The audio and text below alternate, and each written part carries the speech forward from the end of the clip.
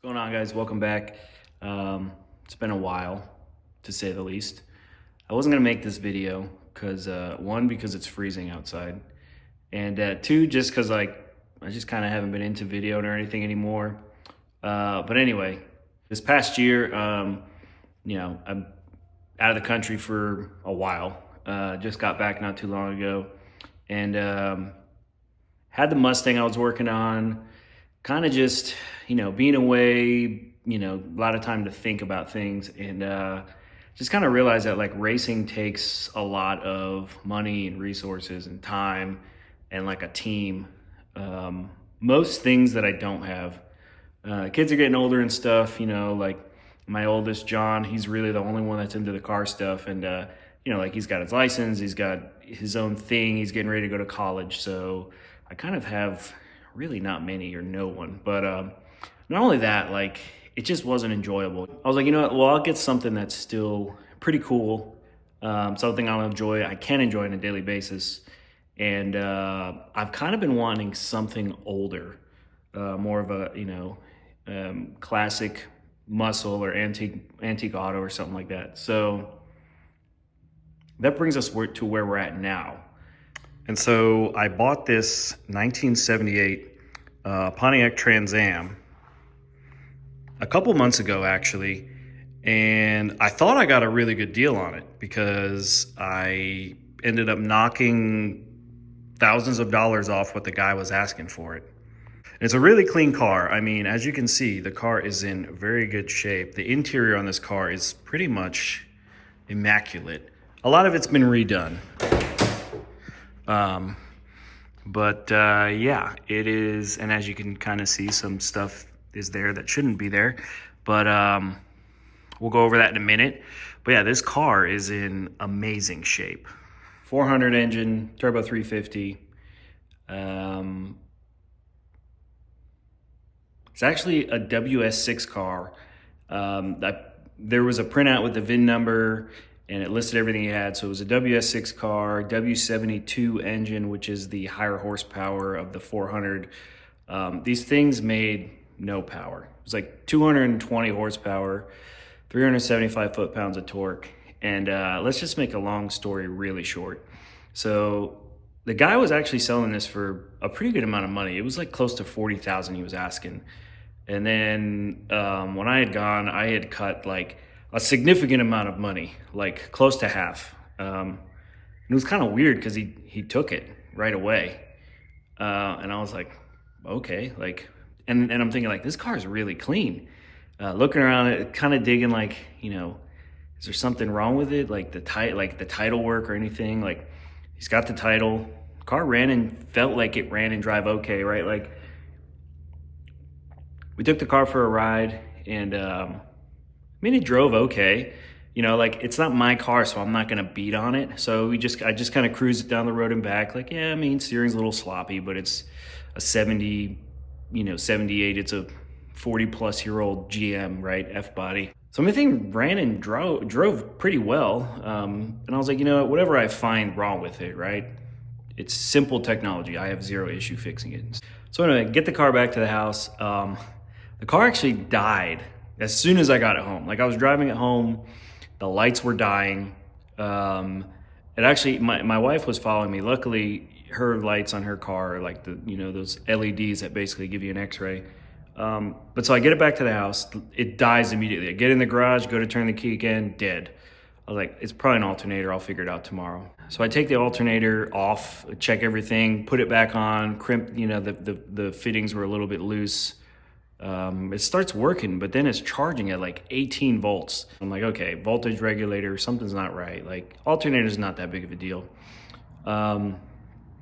The thing dies as soon as I get it back to the house. Again, like shuts off. Change the alternator.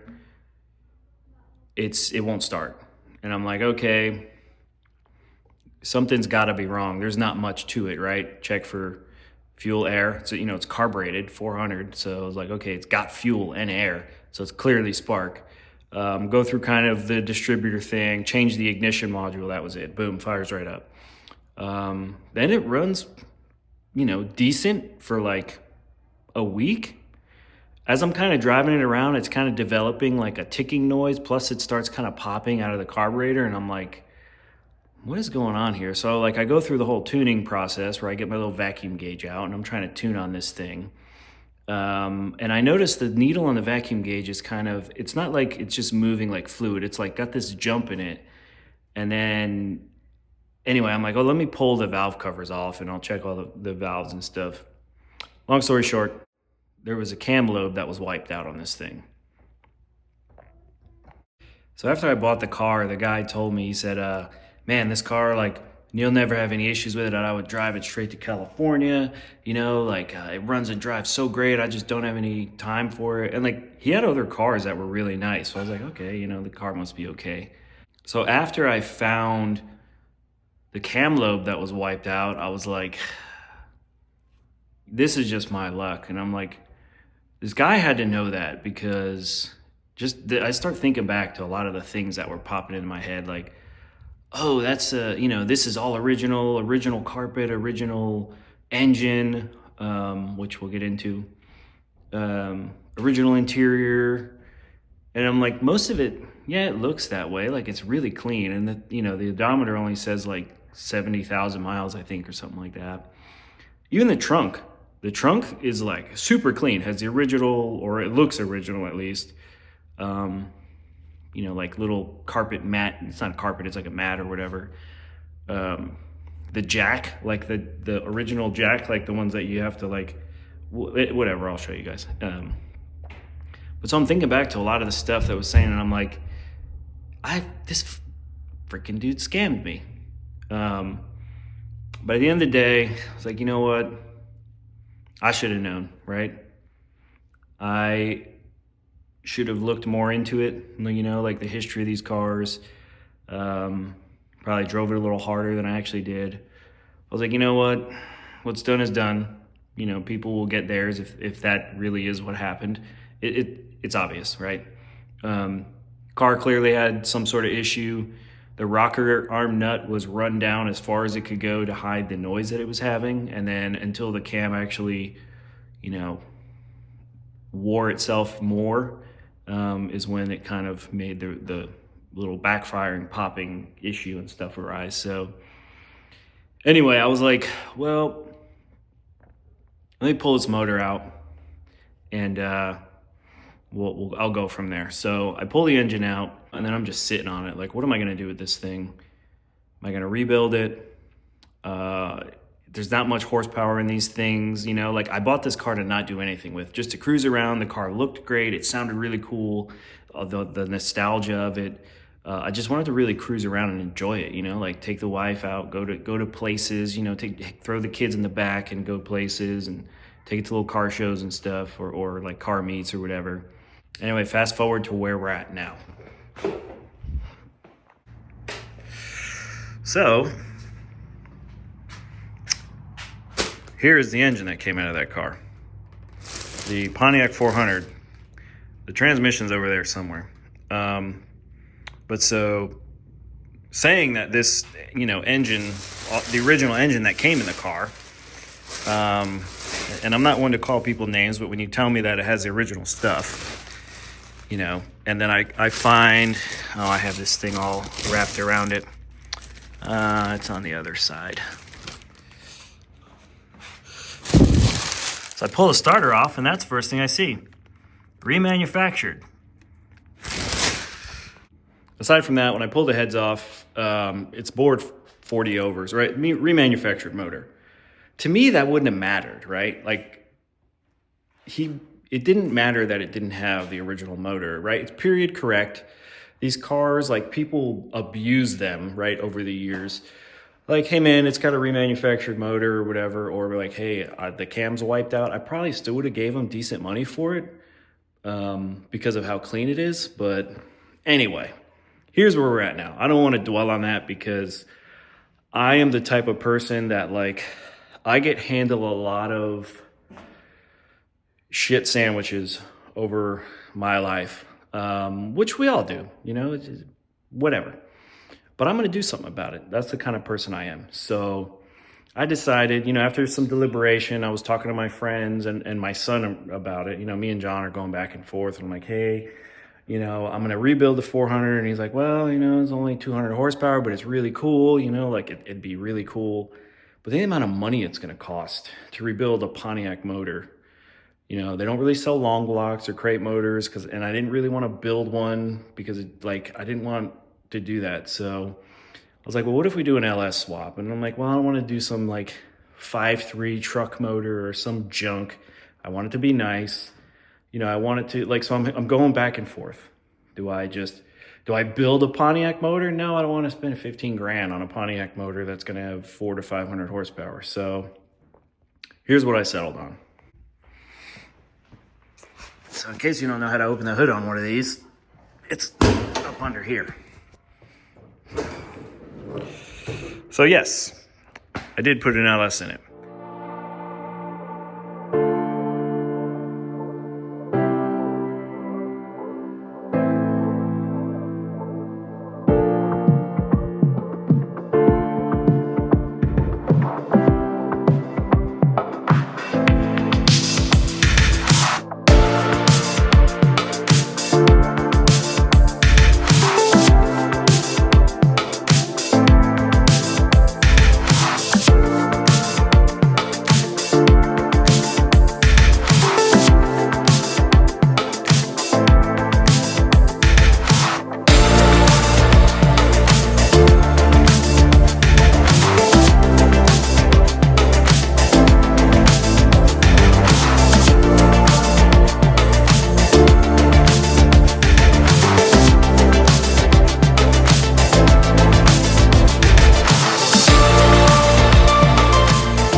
This is a LS3 with a cam. It's got the LS hot cam. I bought it as a long block and then I dressed it up with a Holley intake, not exactly the best intake. It's one of those sheet metal fabricated intakes. It's extremely noisy. I thought it's so noisy that I thought something was wrong with the engine and I pulled the valve covers off. But if you put your hand on top of it, it quiets down. So probably gonna change that. I almost wish I went just with the stock LS3 intake, but that's what we have. Actually, let me get a light so you can see. All right, so LS3 4L60E. I had to replace the brake master cylinder and brake booster because the brake master cylinder was leaking all over the place. But the dude just spray painted everything. So I replaced that stuff. So now the brakes work, so I won't, have no brakes and crash into something. So yeah, crate motor, bought a transmission for it. The 4L60E is kind of cheap. It's nice to have overdrive and cruise on the highway on this thing. And then, I just went through and just put the relay box in it, wired it up. I needed a switched panel, a switched 12-volt source for a few things. So I put that fuse panel up there, which I can run over. I'll run through all this stuff if anyone's interested, if anyone's still around watching this thing. Some electric fans. This is just I got some tubing and 4-inch couplers, and I made just a little cold air intake-ish for it. It's a little bit, maybe it's cold air, maybe it's hot air, whatever. The battery was actually over here. I had to move it over there, which there's not much room. Had to do a little massaging right here. A little bit of massaging to get this ground terminal to fit, but it fits. There's some room. But yeah, I wanted to hide all this stuff, and I actually may at some point kind of rewire it, but whatever. It looks good for now. The last gift that this car gave me, it's a factory no AC car, but it has heat. And I had it all plumbed up, and now this is just kind of jumped because the last gift that it gave me was there was a puddle of antifreeze sitting on the floor in the passenger side when I finished it. So, and then the best part about it was when I pulled the carpet back, there was a bunch of towels just shoved up in there, so clearly it was leaking previously, and yeah, so that's where we're at. But anyway, Now, by the way, I put that there. There was some super lame, flamboyant jewelry thingy that he put there. But anyway, I put those there because, I mean, you have to have it. So, LS3, 495 horsepower LS3. I did all the tuning and stuff on it. Probably should make about that, not at the wheels, maybe 420 at the wheels or something like that. Holley Terminator X Max is what I have controlling the ECU. The radio, super nice. Like, look at that thing, original AC Delco. Doesn't work, they cut all the wires in the back, but I'm gonna wire that up for now. That's my radio. It's actually really loud. But yeah, I'm gonna get that wired up. But everything else is super clean. The tack works. Actually everything works. I wired everything up to work except for the speedometer. I am actually gonna get the I think it's a speed box. So I'm gonna probably get that one next week, and then when that comes in, I'll wire it up and hook up the speedometer cable. So all of the factory gauges will work. I'll show you back here how it's saying the trunk, how nice it was. If I can do this. If I can find the thing.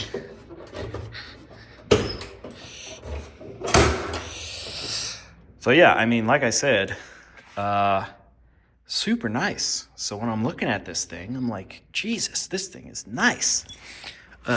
Oh, here's the original window sticker, actually. Like I said, WS6 car.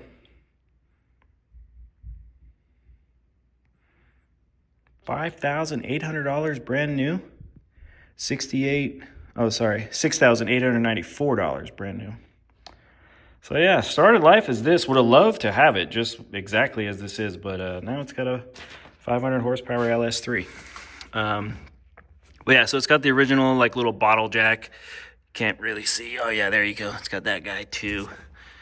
But yeah, I mean, this is super nice. I left this in here because the belt flew off and an idler pulley broke. I think it was just an anomaly, but I just kept a spare one with a wrench just in case it ever happens again. Oh yeah, a bunch of receipts. When the guy told me, original carpet. You're not gonna find one like this. There's a receipt in there for a 70 whatever Firebird carpet, which is cool. I don't care. Just tell me, like, yeah, look at that carpet, man. It was replaced, but yeah, whatever. Like, whatever. Trying to think of what else I did. I'll fire it up here in a second. So yeah, he put these wheels on it. There's some, I need to lower the back a little bit. I have Viking double adjustable coilovers on the front. Not because I'm gonna race it or anything, but they were like $500 for the whole set of coilovers, and I couldn't almost not get them. So I'm gonna lower the back at some point about 1 inch, because the back's just a little bit higher than I would like. The front is about the right height I want. But yeah, I put a pipes exhaust on it, and I got the splitter tips, so I wanted it to look as factory as possible. I need to do a little bit of exhaust work because some of the exhaust, like, yeah, I want to basically hide that, so it's just the 2 tips hanging out. But anyway, I'll get there. But yeah, I mean, very clean interior. Sorry guys, I know this video's all over the place. I'm out of practice. But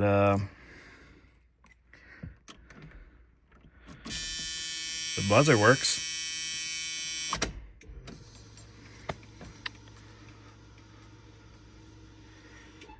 All the lights work and stuff too. But yeah, so got my Holley. All the lights work. I think this works too. I'm not gonna try it, but I think it does. Again, factory non-AC car. I'm gonna change the heater core. It's actually not too bad to get to. So I'll change that. Oh yeah, the Terminator X is hiding in here. So wanted to keep it as non-invasive as possible, with the exception of this. I mean, I could always take this out, but this is my speedometer for now. Oop, and I just messed that up. So this is my speedometer for now until I get that fixed. Even so, I'll just keep it up there. It just gives me all the data I want to look at. That's really, if you were to like look underneath, you see the wiring, but if you're sitting in the seat in the car, you know, at like head height, you kind of almost can't realize. I'm trying to think of what else before I fire it up for you guys. I mean, the install was pretty straightforward. Hedman Headers, I believe, is the company, or is like TransAdapt, which I believe is Hedman or Hooker or something like that. They sell a kit, so engine mounts bolted right in to the factory. You got to use the Camaro holes actually, and then which are in the frame, and then you know, there's this bracket that bolts to the LS block that bolts right to that.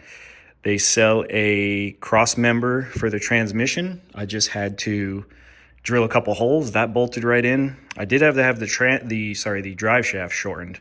So I took it to a place down the road. They shortened the drive shaft for me. I think I needed it about 4 to 5 inches shorter. I needed 45 inches from center of the U-joints to be perfect for this. The original drive shaft, it bolted right up. I hacked up the fan shroud and just kind of used these two ends of it. I probably should have just found a way to keep the whole thing, but it's fine. This was the radiator that was in the car. It's actually a very nice radiator. It's really thick. The car runs very cool. So there's that. This was an F-body Camaro hose, and then I just got a coupling with a 2-inch, or no, 1.5 inches, I think, with a 6-inch hose to get that to fit. The lower radiator hose, I have no clue what that is out of. I just kind of measured it and then went to the O'Reillys, who, you know, I was there basically keeping that store in business, and was like, hey, I need a lower hose. And then I just kind of went back and found that one. Let's see what else. Electric fans. I mean, that's all running off the Terminator. Yeah, anyway, let's fire this thing up real quick.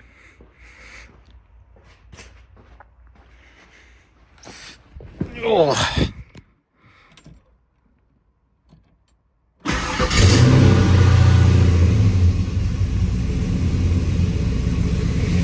It's a cold start for you.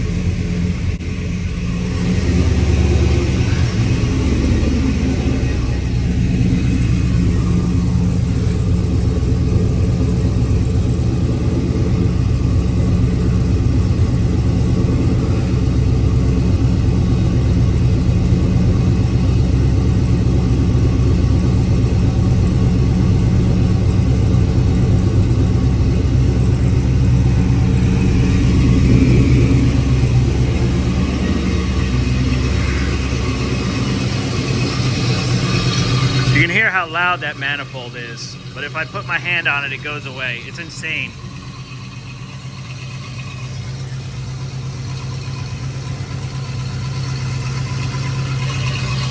Not a fan.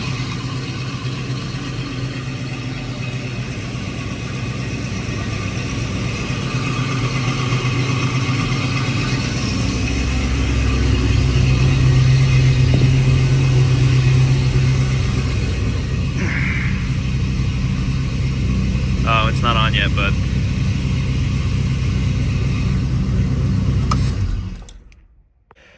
so that's probably my best investment ever. Was I bought into Joe Simpson's Tune the Trilogy course like a year ago, 2 years ago maybe, like when he first released it. And I kind of like was always tinkering around. The guys who've been around for a while have seen me do some Holley stuff on my Fox body and stuff, a little bit on the S10 as well. But, you know, bought this thing, threw it in this car, injectors and stuff. It's got, what did I do? Fuel pump is a Holley, like OEM in-tank muscle car fuel pump. It's actually a returnless system because the return is attached to the housing, so it essentially just returns in tank. Holley Holley 48-pound injectors, which is, it's a little bit over injected, but I figured if I threw like, you know, a 50 or 100 shot or something on it, it'd be fun, which I have zero desire to do right now anyway. But yeah, I took that course, and then like my tuning ability has significantly improved. I mean, like when I first started this with like a bass tune, it was a little rough, and then I just slowly, you know, over time, even today actually, since it's so cold out, I was able to fine tune the like cold start, which I mean, as you just saw, I mean, it fired right up, and it didn't like hunt or surge. It just fires up, idles down, and then you know, fuel correction is very minimal, which is great because I actually have like, we can talk tuning and all that stuff later on and different videos and kind of where I'm at with this thing. But yeah, the fuel correction's at a minimum, and honestly, I have it turned off in a lot of spots. So a lot of times it's running an open loop, with the exception of some of the RPM ranges and map ranges and whatnot. It just doesn't need it anywhere else.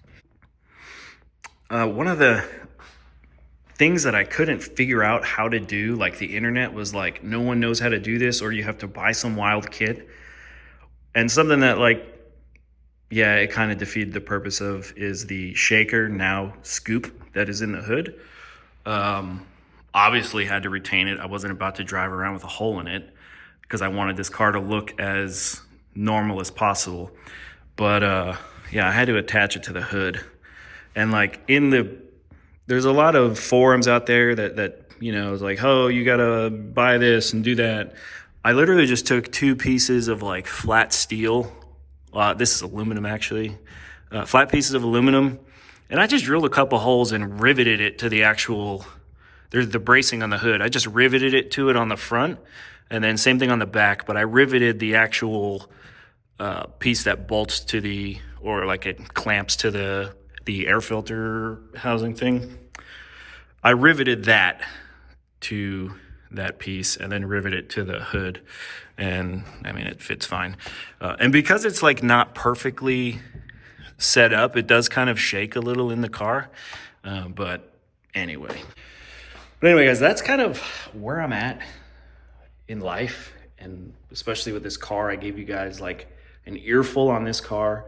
One thing that I actually think this car is perfect for, and I'm going to get into, is drag and drive. The car drives amazing. It, like, you get this, I absolutely love driving this car. And so all the frustration that I went into, and honestly, it's really only been a couple months. I bought this car in October. It's now January. So I went from October, all the frustration of everything, to building it to, you know, what it is now. I had a lot of free time and took leave and all that stuff. But I definitely want to do drag and drive. Anyway, if anyone is still watching me ramble on, appreciate you guys for being here. Thanks for watching. Take care, and we'll see you on the next one.